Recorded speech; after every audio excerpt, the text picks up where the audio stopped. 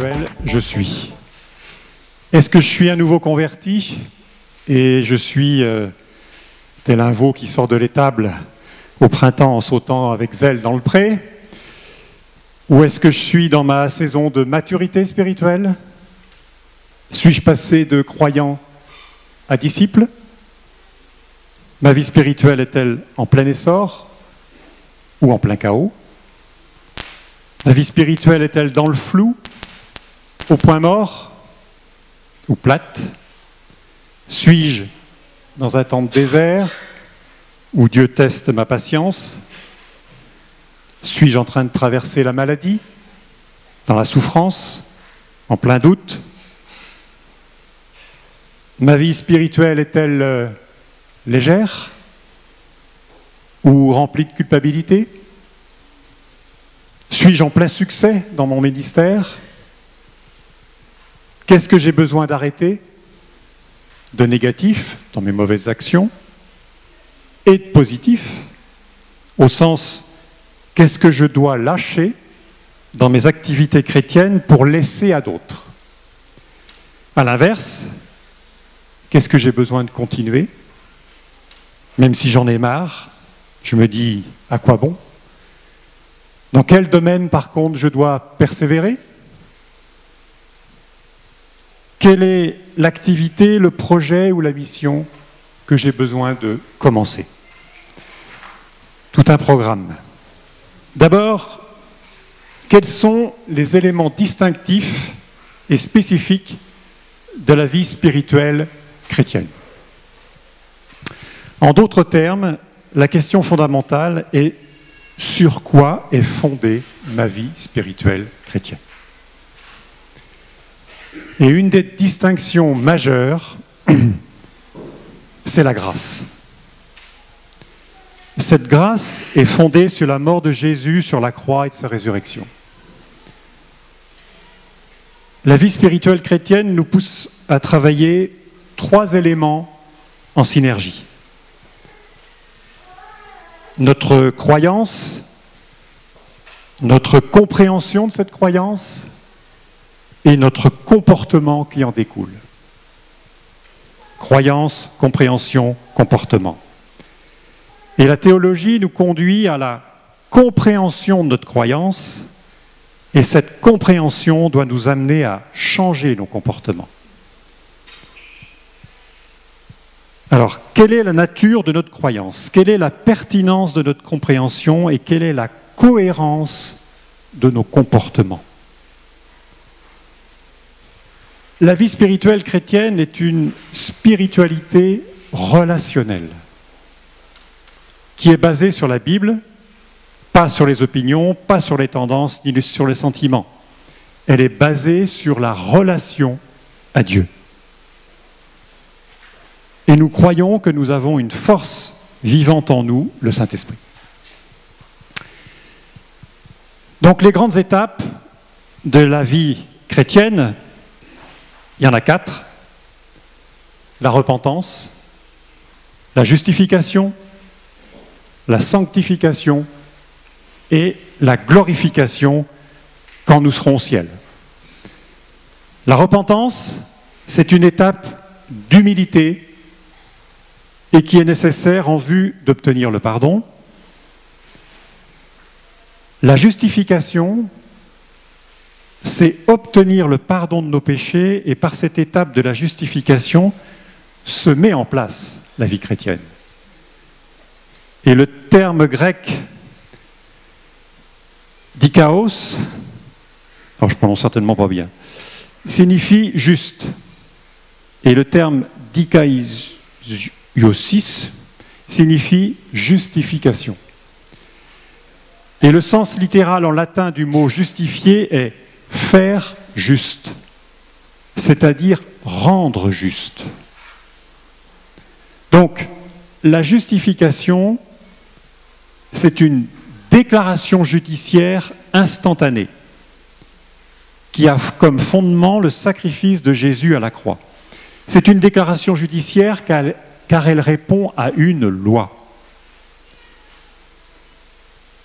Alors, qu'est-ce qui s'est passé à la croix? Pourquoi et comment la mort violente d'un homme il y a 2000 ans nous remet-elle en relation avec Dieu? Et pourquoi la relation homme-Dieu a besoin d'une telle solution? Premièrement, à cause de la nature de Dieu. Dieu ne peut changer sa nature parfaite. Et l'homme pécheur ne peut donc pas vivre dans sa présence. Deuxièmement, à cause de la nature de l'homme, l'homme est libre, pécheur et imparfait. L'homme ne peut pas coexister avec Dieu. Troisièmement, à cause de la nature de la loi de Dieu. La loi de Dieu exige la perfection et la punition. Sinon, ce ne serait plus une loi, mais une suggestion. Et quatrièmement, à cause de la sagesse de Dieu. Donc, comment régler le problème de ces trois natures incompatibles? Dieu, homme, loi.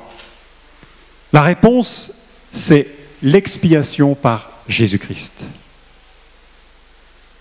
Pour Dieu, l'expiation satisfait les exigences de sa justice. Le prix est payé, il garde sa nature parfaite et juste.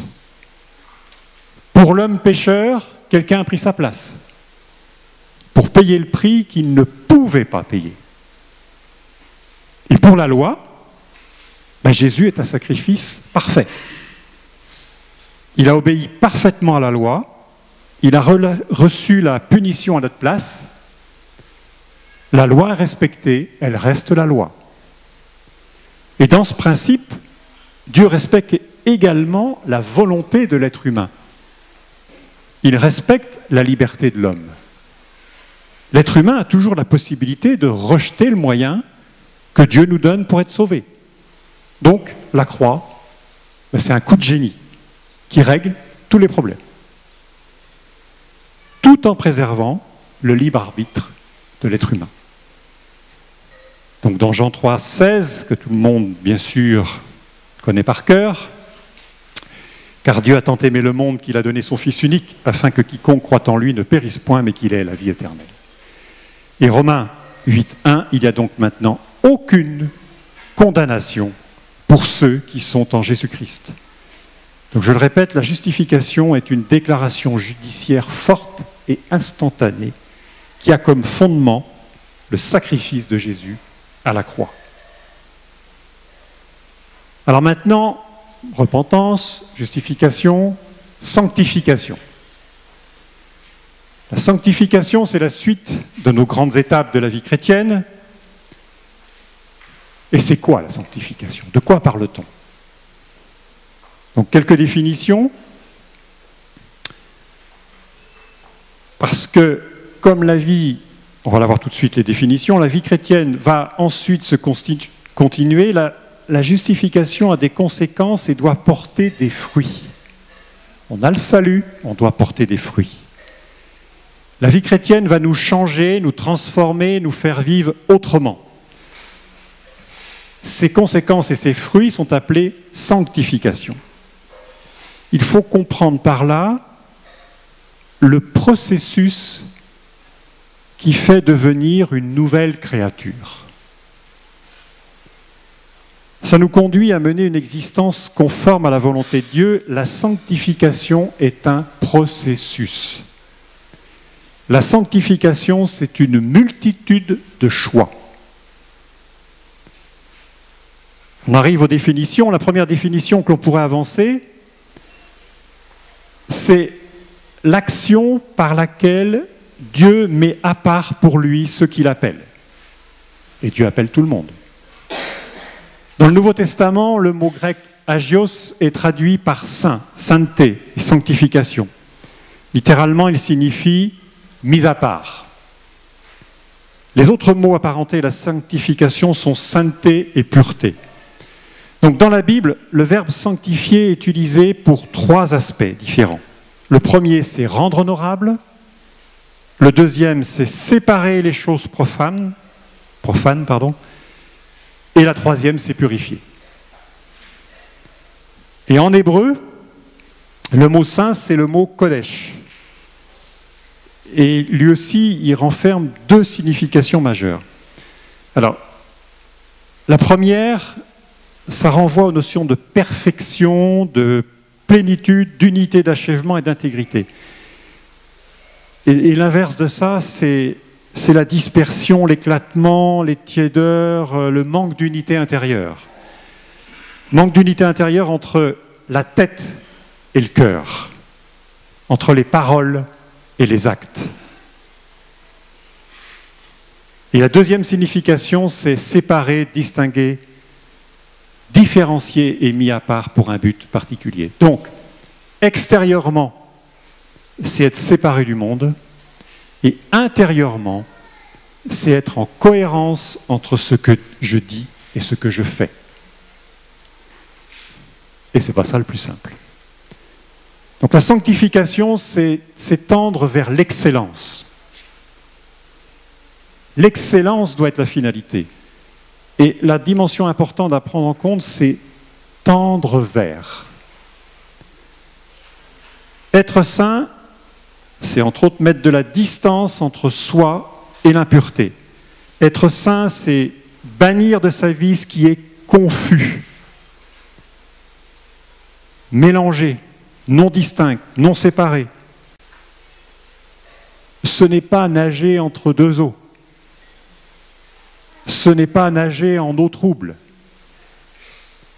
C'est être un, entier, parce que séparé, différencié.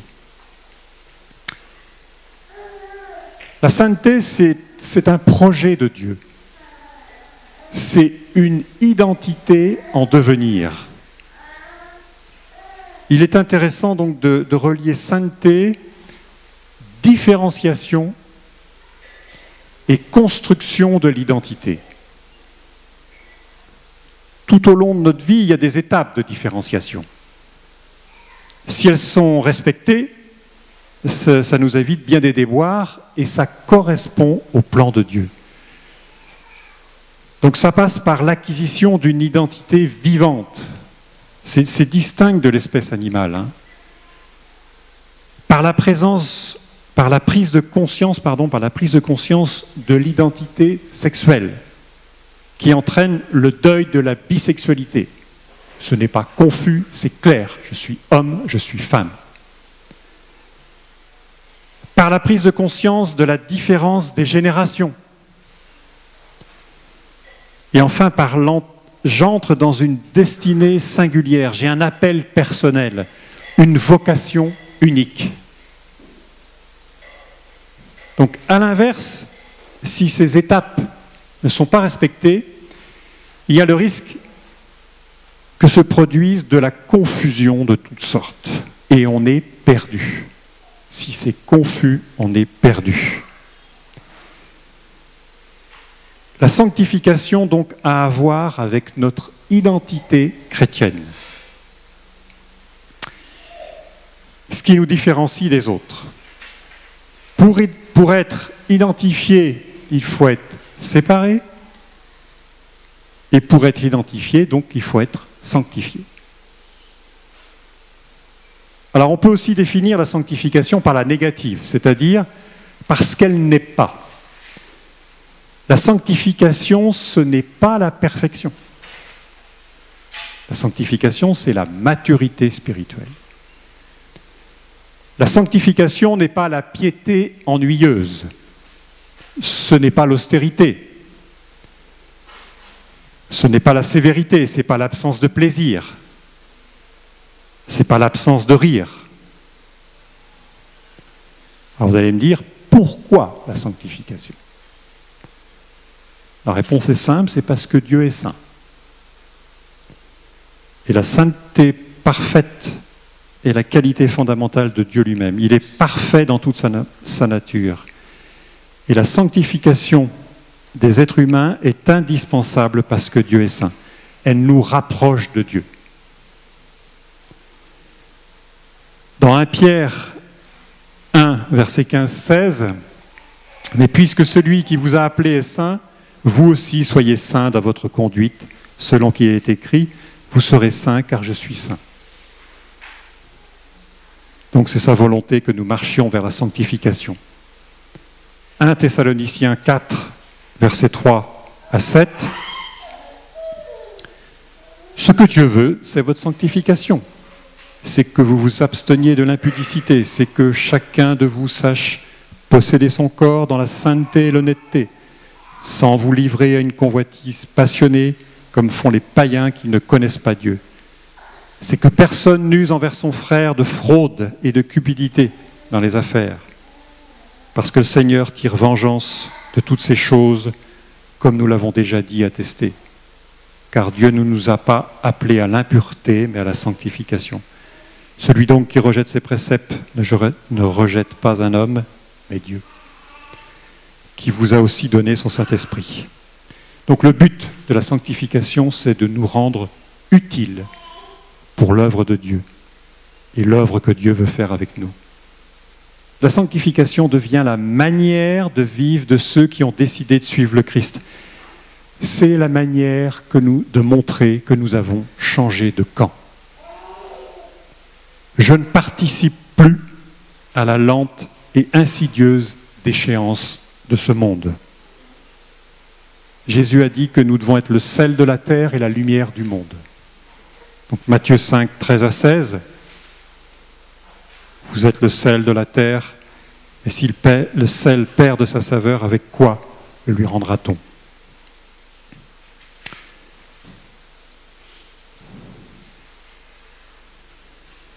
La sanctification intégrée dans notre vie quotidienne nous conduit à une relation personnelle avec Dieu. C'est par la sanctification que nous avons aussi une relation personnelle avec Dieu. C'est la condition pour maintenir une réelle communion avec le Seigneur. La justification nous permet d'obtenir un nouveau statut extraordinaire qu'il faut maintenant faire entrer dans notre quotidien. Donc on doit développer un caractère avec un mode de pensée et d'action qui honore et reflète notre Seigneur et Sauveur. Nous devons être animés par le désir intérieur d'exprimer notre gratitude à notre Sauveur qui a payé le prix de sa vie pour nous. La sanctification, c'est une réponse d'amour à la grâce offerte gratuitement par Dieu. La sanctification, ce n'est pas une réponse d'obéissance à la loi. La loi a été accomplie pour nous. Jésus est venu accomplir la loi. La sanctification est notre réponse à la grâce.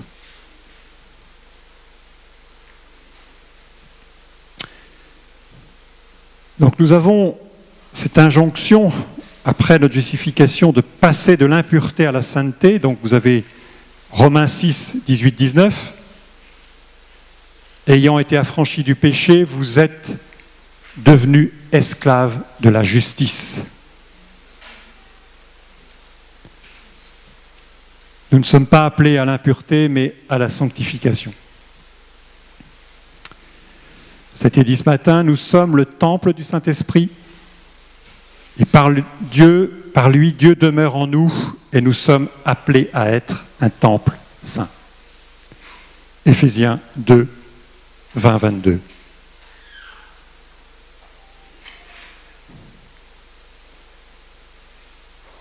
Le salut nous est offert, mais la sanctification nous fait aller plus loin. La sanctification nous permet de nous approprier le salut dans toute sa plénitude, dans toute sa dimension. Et nous participons à la réalisation du plan de Dieu en cherchant une vie conforme à sa nature. Donc 2 Thessaloniciens 2, 13. Merci Samuel. Pour nous, frères bien-aimés du Seigneur, nous devons à votre sujet rendre continuellement grâce à Dieu, parce que Dieu vous a choisi dès le commencement pour le salut, par la sanctification de l'Esprit et par la foi en la vérité. Donc l'homme ne doit pas céder à ses pulsions, de quelque nature qu'elle soit sexuelle, consommatrice, alimentaire, meurtrière. Les animaux disposent d'un paramétrage interne, l'instinct, qui leur permet de satisfaire leurs besoins primaires. Le problème de l'homme, lui, c'est qu'il est libre dans ses choix. Il y a bien une loi morale inscrite dans le fond de nous. On sait quand on fait quelque chose de mal ou de bien. Mais pour nous aider dans nos choix, nous sommes construits par une éducation qui vient des parents, de l'école, de l'Église, ou des fois, plus directement et brutalement, parfois par l'école de la vie. Et cette éducation nous permet d'intégrer des valeurs. Si cette éducation n'a pas été à la hauteur, peut-être absente, déficiente, voire mauvaise, un travail peut être fait pour reconstruire ce qu'on peut appeler une colonne vertébrale psychique. On peut remettre de l'ordre.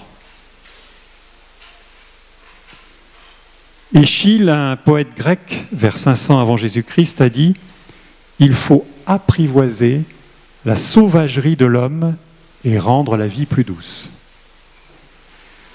La sanctification nous fait entrer dans notre vraie humanité, dans le sens voulu par Dieu.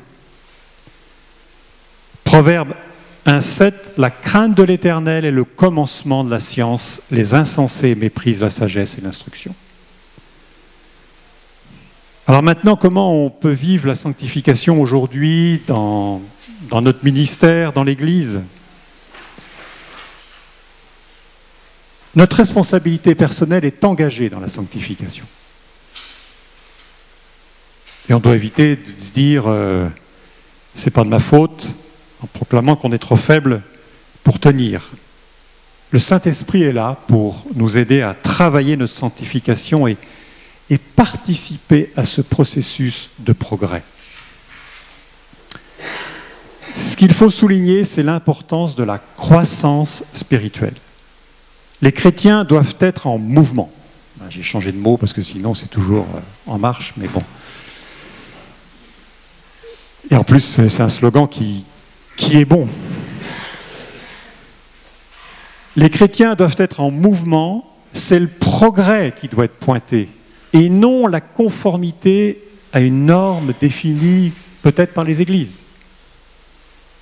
Selon 1 Corinthiens 2, versets 3 à 5, « Moi-même j'étais auprès de vous dans un état de faiblesse, de crainte et de grand tremblement.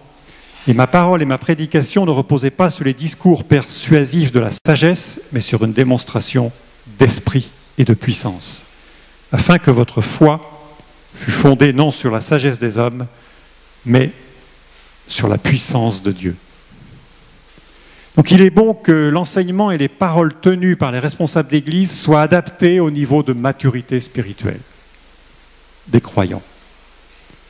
Il convient de leur adresser des propos que les chrétiens peuvent entendre et digérer.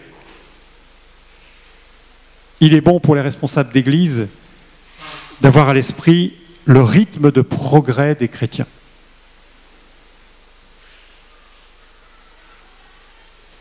Pour conduire les chrétiens dans la sanctification, il est bon que les responsables d'Église prêchent la grâce, comme Jésus l'a fait. Et c'est la grâce qui sera le carburant de la sanctification, et non pas pointer constamment les actes et les comportements. Alors il y a une dimension très importante à aborder, c'est l'impact de la culture de la société dans laquelle nous évoluons. Quand je parle de culture, c'est pas seulement les arts, mais c'est ce qui englobe notre système de valeurs construites et qui nous servent de repère. Nous sommes de cultures différentes. Et ces valeurs exercent une pression très forte sur notre conception de la vie chrétienne. Et nous devons avoir du discernement sur la culture qui nous environne, car elle nous conditionne. Et celle-ci peut avoir un effet soit anesthésiant, soit déformant sur notre conscience. Elle peut nous faire accepter des choses, des idées et des pensées qui, passées au crible de la parole de Dieu et sous la conduite du Saint-Esprit, devraient être rejetées. L'homogénéité, le conformisme social, le mimétisme sont les ennemis de la sanctification. En conséquence, le peuple de Dieu doit être le premier à sortir des pensées uniques, des consensus, des imitations et des modes. En clair, les chrétiens doivent faire preuve de beaucoup de discernement par rapport aux valeurs qui sont diffusées dans le monde, dans les médias. Nous vivons dans un monde où les êtres humains sont égarés. Tout le monde a des avis sur tout. Et surtout des avis plutôt que des analyses. Développons notre sentiment avec le Saint-Esprit. La culture, elle est bonne pour l'homme, sinon ce serait la jungle. Cependant, elle peut nous fabriquer des filtres qui peuvent nous conditionner dans notre compréhension de la Bible et dans notre vision des comportements chrétiens. Il y a des exemples de filtres culturels qui peuvent s'instiller ou se décliner dans la relation homme-femme. La relation homme-femme, est-ce que c'est une relation dominant-dominé? Sois belle et tais-toi. Ou bien d'égal à égal? De complémentarité? Ou dans la relation parent-enfant, est-ce qu'on est dans des valeurs d'enfant-roi, d'enfant-objet, ou d'éducation dans l'amour? Dans la relation au travail, qu'est-ce qu'il y a comme valeurs qui sont distillées? Est-ce qu'on prône le succès à n'importe quel prix? Attention, si je trouve mon identité dans le travail, c'est fragile. Est-ce que le travail est un refuge? Une drogue? La relation à l'argent. Est-ce que je suis fourmi? J'épargne à l'excès? Ou cigale? Je dépense à l'excès? L'argent, est-ce que c'est ma sécurité? Ou est-ce que c'est un moyen? Autre filtre, la relation à l'étranger. Est-ce qu'il y a des valeurs d'accueil, d'intégration ou de rejet? Ils viennent manger le pain des Français, selon un sketch de Fernand Reynaud, mais ça c'est un humoriste du XXe siècle. Les jeunes ne connaissent pas. L'étranger est-il dangereux? La relation à l'autorité. Il règne dans notre monde occidental un rejet des autorités en général. Et sans autorité, c'est l'insécurité. Où en est l'autorité dans les familles? À l'école, où le travail des enseignants n'est pas de tourpeau? Dans les entreprises, où il y a de moins en moins de gens qui veulent avoir des responsabilités d'encadrement. C'est devenu compliqué de gérer la relation humaine. Il y a une préférence pour devenir expert dans un métier plutôt que cadre. Et ces exemples de types de relations doivent toutes être revisités au crible des valeurs de Dieu. Et Romains 12,2, ne vous conformez pas au siècle présent, mais soyez transformés par le renouvellement de l'intelligence, afin que vous discerniez quelle est la volonté de Dieu, ce qui est bon, agréable et parfait. Si je relis ce verset mot à mot, en tant que chrétien, j'ai du boulot. Pas se conformer, transformer et renouveler mon intelligence. Il s'agit, tout en étant dans le monde, c'est-à-dire parmi les incroyants, de ne pas participer à leurs péchés et de nous garder des associations ou unions dont nous ne pourrons pas maîtriser la morale. Et être séparé, être mis à part, ça ne veut pas dire s'isoler pour former une communauté fermée, comme par exemple les Amish aux USA, vous connaissez, et il y a aussi les Utérites au Canada. Donc ce sont des communautés chrétiennes qui vivent fermées sur elles-mêmes, dans une bulle protectrice, et pour les Amish, figées par le temps. Hein, si vous les voyez avec leur carriole, leur calèche, avec à côté les 4x4. Notre mission est d'être dans le monde pour faire pression et l'influencer des valeurs chrétiennes. Nous devons activer notre discernement. Nous devons faire preuve de courage pour rejeter les idées, des principes qui ne sont pas acceptables selon la parole de Dieu. Sinon, ce serait se renier. Nous devons être les remparts aux idées qui ne respectent pas les principes bibliques. Ça revient tout à l'heure à ce que j'ai dit, être le sel de la terre et la lumière du monde. Et donc la sanctification, c'est bien plus profond que les actes, c'est que ça a à voir avec notre identité chrétienne. Et ce principe d'une mise à part doit nous différencier des autres personnes du monde avec les conséquences que ça comporte. Et notre identité chrétienne se fonde sur notre comportement formalisé par des actes physiques et des attitudes intérieures. Et ce sont dans ces attitudes intérieures secrète qu'il y a la relation intime avec le Christ. 1 Corinthiens 10, 23, 26, tout le monde le connaît, tout est permis, mais n'est pas utile. Tout est permis, mais tout n'édifie pas. Nous pouvons tout faire, mais nos actions doivent avoir un fondement éthique. C'est-à-dire que ce soit bon pour la vie, soit bon pour soi, pour les autres, à court terme, à moyen et à long terme. Vaste programme. Est-ce que je produis des fruits ou des feuilles? Les fruits viennent de nos actions en relation avec Jésus, et les feuilles sont nos actions chrétiennes qui viennent de nos propres efforts. Pour faire bien, sans la relation avec Jésus. Et comment réagir face à la phrase de Nietzsche? Nietzsche, c'est un philosophe allemand du XIXe siècle, qui doit interpeller fortement les chrétiens. Je croirais en leur Dieu s'ils avaient l'air un peu plus sauvés. Cette phrase nous amène à réfléchir sur la manière dont les chrétiens vivent la grâce. La sanctification par la force motrice de la grâce nous conduit dans la croissance spirituelle. C'est-à-dire qu'elle nous met à part, elle nous différencie du monde, et nous n'avons pas à chercher coûte que coûte à donner une bonne image de nous-mêmes. Mais nous avons à vivre profondément la grâce offerte par le Christ dans l'authenticité. Et c'est cette authenticité qui doit être perçue par le monde. Et nous devons travailler à notre congruence. Ça, c'est un gros mot. C'est-à-dire que nos actes soient en cohérence avec la grâce que l'on vit intérieurement. Cohérence entre les actes et nos paroles.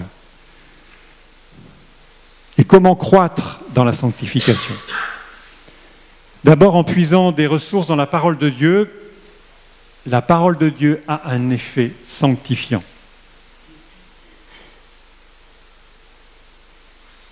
Il convient de veiller à notre ancrage dans la relation à Dieu par la prière. La prière est un privilège et non une corvée. Par la prière, on s'adresse au maître de l'univers. Certains écrivent des lettres au président français, c'est lu, pas lu.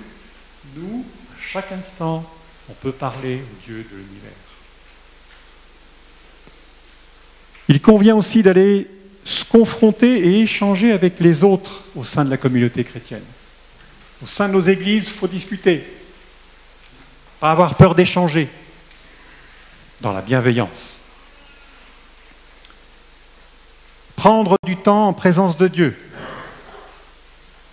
Et ce n'est pas perdre du temps que de passer du temps avec Dieu. C'est investir sur notre âme. Tim, le pasteur de cette église, a pris un congé sabbatique. Il prend du temps auprès de Dieu pour la direction à suivre. C'est très biblique. Même Dieu s'est reposé. Genèse 2:2, Dieu acheva au 7e jour son œuvre qu'il avait faite et il se reposa au 7e jour de toute son œuvre qu'il avait faite. Ce n'est pas dans notre culture française le congé sabbatique. Ça commence à venir. On est beaucoup plus dans une logique du hamster dans sa roue. L'activité, l'activité, l'activité. Prendre du temps. Ensuite, on peut croître en développant avec l'aide du Saint-Esprit notre amour. Et la croissance spirituelle se concrétise par la séparation entre ce qui est impur et la saine crainte de Dieu. Je dis bien la saine crainte de Dieu. On doit s'éloigner des actes incompatibles avec la présence de Dieu. Travailler à notre salut, le texte de l'apôtre Paul dans Philippiens 2:13, a ici le sens de sanctification. Ainsi, mes bien-aimés, comme vous avez toujours obéi, travaillez à votre salut avec crainte et tremblement, non seulement comme en ma présence, mais bien plus encore maintenant que je suis absent. Car c'est Dieu qui produit en vous le vouloir et le faire selon son bon plaisir. Quelle attitude faut-il adopter face au péché ? C'est important de prendre conscience que la nature du péché, c'est une salissure de l'esprit, une souillure de l'âme. Et souvent, ça finit par une dégradation physique. Le péché est grave dans ses conséquences. Et si nous sommes convaincus de sa gravité, on éprouvera le besoin d'en être pardonné, purifié, et de nous en séparer en nous mettant à distance. Donc nous devons maintenant rechercher la sanctification en nous détournant du mal pour faire le bien. 1 Thessaloniciens 5,15, prenez garde que personne ne rende à autrui le mal pour le mal, mais poursuivez toujours le bien, soit entre vous, soit envers tous. Alors, dans quelle saison spirituelle je suis ? Quels sont les choix qui sont devant moi ? Ai-je bien compris sur quoi repose ma vie spirituelle chrétienne ?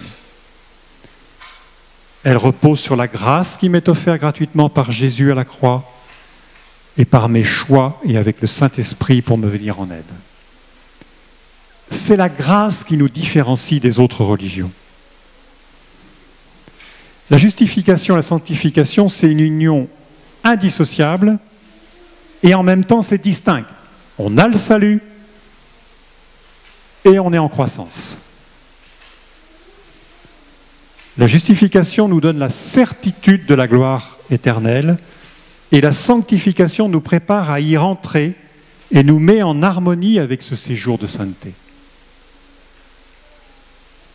La sanctification, c'est plus qu'une question de moralité et nous identifie comme étant à part. Si notre comportement est différent de celui de notre entourage, c'est que nous sommes à part et que nous partageons la vie du Christ par le Saint-Esprit. Et on doit travailler à notre sanctification en nous dépouillant de notre vieille nature et en revêtant la nouvelle pour une identité pleinement établie et des relations interpersonnelles renouvelées. Ça, c'est dans 2 Corinthiens 5,17. Si quelqu'un est en Christ, il est une nouvelle créature.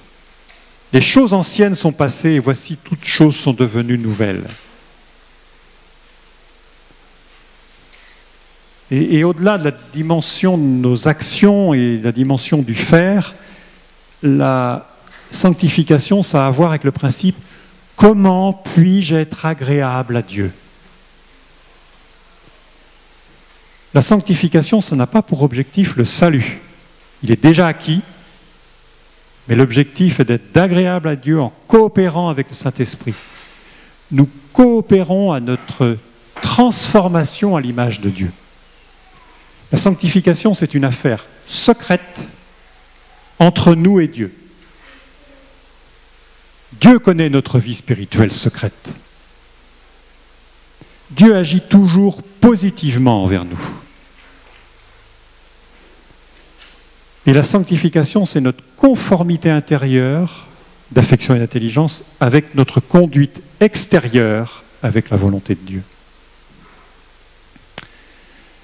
Donc pour terminer le verset 2 Corinthiens 6, de 1 à 10, je ne le lirai pas complètement, mais puisque nous travaillons avec Dieu, nous vous exhortons à ne pas recevoir la grâce de Dieu en vain.